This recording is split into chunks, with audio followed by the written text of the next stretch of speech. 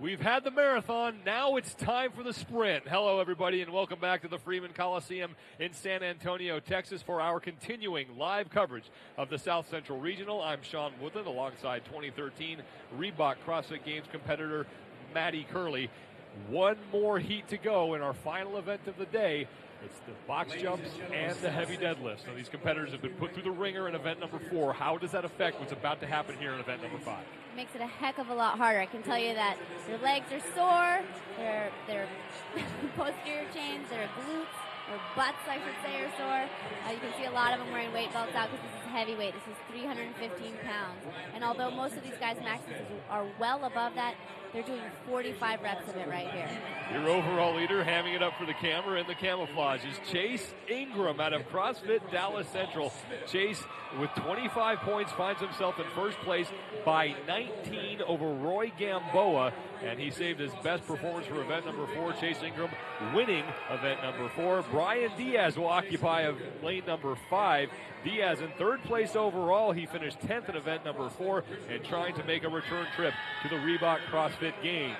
315 pounds on that bar, 21 deadlifts, 21 box jumps at 30 inches, 15 of each, and then 9 of each. The time to beat today, Hunter Owen at 4:36. He did that in the third heat.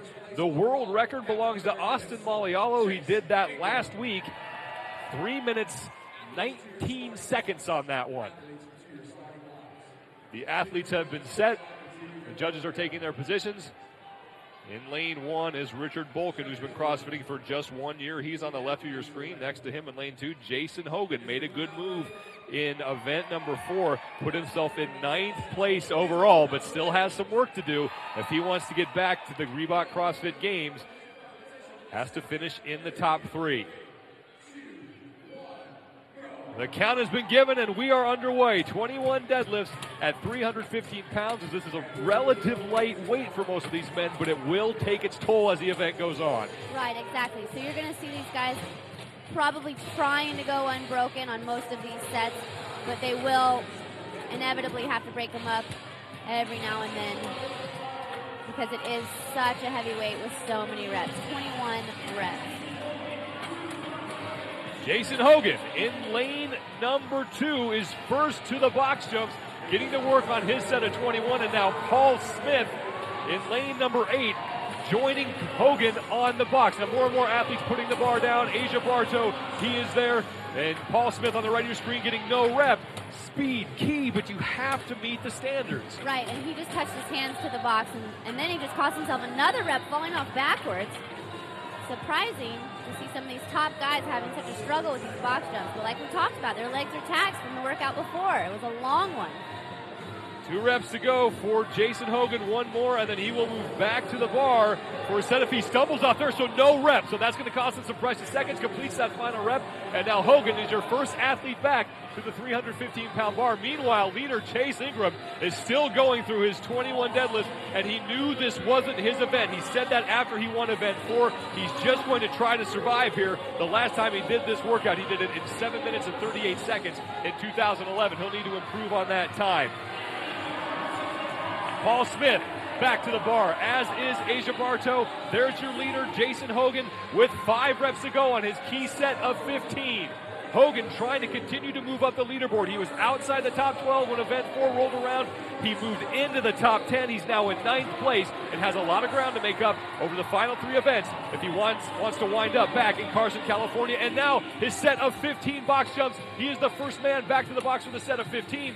Chase Ingram, the overall leader, is still on his first set of 21. And he's doing a great job of catching up high at the top of this box. He's not using a full squat and then standing up. You can see he's almost straight when he hits the top of the box, saving precious seconds. Paul Smith, the former NFL player, played 8 years in the NFL with Denver, St. Louis, Detroit, and San Francisco. He is currently in 2nd place, and now Chase Ingram completing his 21 box jumps. And Jason Hogan is now done. Back for his set of 9. 2 minutes 30 seconds have gone by, so Hogan has some time here to beat the time to beat. 4 minutes 36 seconds is the best time so far. That was Hunter Owen in heat number 3, and Jason Hogan has a max deadlift of 525 pounds, so you know he can throw this 315 around, but it is starting to get heavy. Now Chase Ingram starting to struggle, and he is falling back on his set of 15 and taking some time getting back on the bar. He was in first place overall, had a 19-point cushion over Roy Gamboa, but after this event, it looks like that cushion will shrink. And now Hogan onto his final set of box jumps, 9 to go. 3 minutes, 15 seconds have gone by. So Jason Hogan is not only going to beat Hunter Owen's time, but he's going to get close to the world record. That was 3:19. He's not going to beat it. 1 to go. He has done 3:29 for Jason Hogan as he continues to charge up the leaderboard here at the South Central Regional. The battle now will be for second place, and it's Paul Smith in lane 8. That's Drew Bignall in lane 3. He had the biggest deadlift of anybody in this competition. 585 pounds for him. Paul Smith is done, as is Asia Bartow right next to him. Here's your race for second place. Bartow cranking through his box jumps. Paul Smith is starting to struggle, and it looks like Asia Bartow is going to bring home a second place finish. We passed the 4-minute mark. Bartow no rep. 5 to go for Paul Smith. He is now in front. 4 to go. 3 for Paul Smith. Bartow is done. Asia Bartow 4:13. A second place finish for him. That will help his cause as he is moving up the leaderboard. He is in 6th place overall in lane 4. Mike McGoldrick is done. Lane 8. Paul Smith is in. And now more and more competitors finishing up. Chase Ingram on his set of 15 box jumps. And he stumbles on one. So Ingram, as we approach the 5-minute mark, is watching his lead dwindle.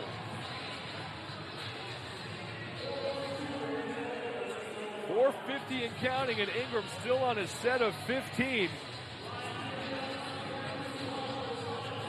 Lucky had a 19-point lead going into this, and now it's going to be a close race in that top 3, fighting for that spot to the games. You know, when we interviewed him after event 4, he said he got to the pistols about 4 minutes ahead of thought he was going to get. Clearly, that effort taxed him for this. Lane number 3, that's Drew Bignall from Mission CrossFit here in San Antonio on his set of 9, and now it's onto his final 9 box jumps, and he is limping badly. Let's see if he can get up on top of that 30-inch box. You cannot step up here. You have to jump. You can step down, but you cannot step up.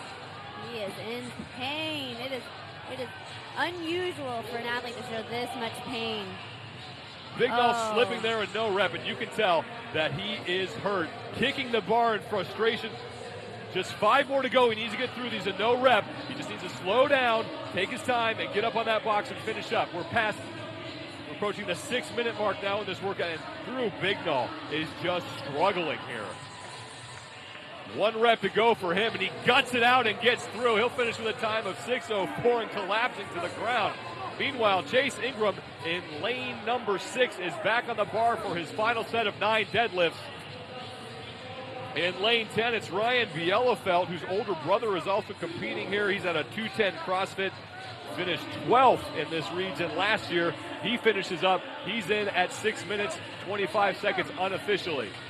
Chase Ingram, meanwhile, in lane number 6, your overall leader, watching his cushion slip away as he is now on his set of 9 deadlifts, approaching the 7-minute mark. Ingram clearly gutting these reps out. Everything he's got into this one, he cannot lock that one out. And at this weight, a no rep is so costly. Oh, it is. And it's just the thought of picking that bar up again after you made it halfway up your legs. It's just got to weigh on you. Lane 12, that's Blaine Springston from CrossFit Central, Texas, 5'10", 28 years old. Max deadlift of 475 pounds. And 2 reps to go. No rep on that last one. Now meeting the standards. Back to Chase. He's on the box. Running through his reps as Springston finishes up. So everyone cheering on Chase Ingram. as he guts his way through the final reps of this workout. He's got 30 seconds to go before the time cap, so he is clearly going to suffer his worst finish of the competition. So far, that was a 12th place tie in event number 2. Ingram getting the crowd on its feet as they cheer him home. 15 seconds to go. Chase is done, and he will finish unofficially with a time of 7:47, and he collapses, so he did not beat his time from 2011, one of the few competitors who did not improve on that. So we'll have to see how the standings shake out. But Chase Ingram now making this a race for first place as he finishes at the end of heat number 4, the final event here for the men, with just 2 to go for the rest of the weekend. Emily Turner is on the floor. Let's send it down to her. Hey, Sean. All right, Jason, you got a first place finish. You needed this coming into it. What was your mentality behind taking this event? It's not a big strategy to this workout. I mean, it's 2 of my strengths. I did well in it 2 years ago. I knew I needed to come back. I knew I needed to crush it. So I just kind of blacked out, just went. Now, as a former games competitor, you went to the games last year. You're sitting outside of the top 3 spots right now. What are you looking to do over the next day to make sure that you hit a top 3 spot? More of that. Recover well, eat well, sleep well, come back and just leave it all out. Fantastic. Well, congratulations, Jason. Thank you. Sean, back to you. Thank you, Emily. Jason Hogan helping his cause, came in 9th overall, picks up a victory, his best finish so far of the weekend, and his 3rd in the top 5 as he looks to make his way back to Carson. And there's your overall leader. Chase Ingram has to be disappointed with his finish. We'll have to see if he remains on top of the leaderboard, but still, he will be in contention for a trip to Carson for the 2013 Reebok CrossFit Games. That is going to do it for us here at the Freeman Coliseum in San Antonio, Texas. For Emily Turner and Maddie Curley, we will see you back tomorrow for the final 2 events of the South Central Regional.